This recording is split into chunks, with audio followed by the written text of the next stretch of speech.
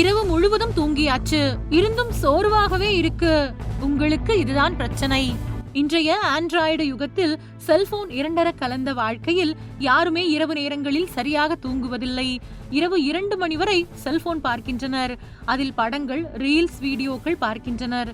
நண்பர்கள், உறவினர்களுக்கு சாட் செய்கின்றனர். தூக்கத்தை வலுக்கட்டாயமாக தவிர்த்து செல்போன் திரை வெளிச்சத்தில் மூழ்கி போகின்றனர். சரியான ஆழமான தூக்கத்தை வாரக்கணக்கில், மாத கணக்கில் இழக்கின்றனர். இப்படி இரவு நேரங்களில் தூக்கத்தை கெடுத்துக் கொள்வது நாளடைவில் மிக மோசமான உடல்நல பாதிப்புகளை ஏற்படுத்தும். குறிப்பாக கண் பார்வை பாதிக்கப்படும், மன ரீதியான குழப்பங்களை உண்டாக்கும். உடலில் உள் உறுப்புகளுக்கு தூக்கம் வாயிலாக கிடைக்க வேண்டிய போதிய ஓய்வு கிடைக்காமல் பலவிதமான தொந்தரவுகளை அது ஏற்படுத்தும். எனவே தூக்கம் என்பது மனிதர்களுக்கு இன்றியமையாத ஒரு ஆரோக்கியம். அதை இழப்பது பெரிய ஆபத்தான பின்விளைவுகளை தரும் என்பதை உணர வேண்டும். ஆனால் ஒரு தரப்பினர் இரவு முழுவதும் நன்றாகத்தான் தூங்கினேன், ஆனால் காலையில் எழுந்ததும் மிகவும் சோர்வாகவே இருக்கிறது என்று புலம்புவதை கேட்டிருக்கிறோம். இதன் மூலம் சும்மா தூங்கினால் மட்டும் போதாது, நல்ல தரமான ஆழமான தூக்கம் இருந்தால்தான் காலையில் மனமும் உடலும் புத்துணர்ச்சியாக இருக்கும் என்பதை நமக்கு தெள்ளத் தெளிவாக புரிகிறது.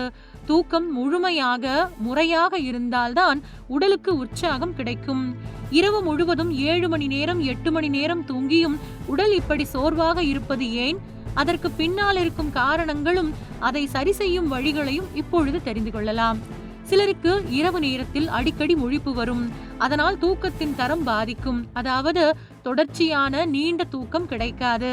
இதனால் காலையில் மிகவும் சோர்வாக இருப்பார்கள். இந்த பழக்கத்தை கண்டிப்பாக மாற்ற முயற்சிக்க வேண்டும். இரவில் தூங்கினால் விடியும் வரை இடையில் விழிக்காமல் தொடர்ந்து தூக்கத்தில் இருக்க வேண்டும். மேலும் மன அழுத்தம் இருக்கும் போது நமது உடல் எப்போதும் ஒரு விதமான எச்சரிக்கை நிலையிலேயே இருக்கும். இதுவும் மனிதர்களின் ஆழ்ந்த தூக்கத்தை கண்டிப்பாக பாதிக்கும். இதனால் இரவில் நிம்மதியான தூக்கம் இருக்காது.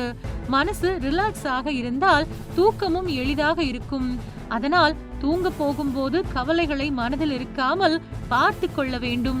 கண்டதையும் சிந்திக்க கூடாது. கஃபைன் அதிகமாக எடுத்துக்கொள்வதும் தூக்கத்தை கெடுக்கும். அதனால் இரவில் தூங்க போவதற்கு முன்பு காஃபி குடிப்பதை கண்டிப்பாக தவிர்க்க வேண்டும். இரவில் மிகவும் தாமதமாக 10 மணி, 11 மணிக்கு பிறகு சாப்பிடுவது முறையற்ற உணவு பழக்கம். அதுவும் அசைவ உணவுகளை அதிக அளவில் எடுத்துக்கொள்வது போன்றவை இரத்தத்தில் சர்க்கரை அளவை மாற்றும்.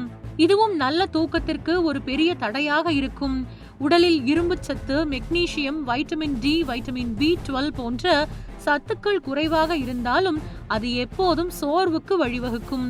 இதுவும் நல்ல தூக்கத்தை பாதிக்கும். எனவே நல்ல ஆழமான தூக்கம் கிடைக்க இது போன்ற விஷயங்களை கண்டிப்பாக கவனித்து சரி செய்ய வேண்டும்.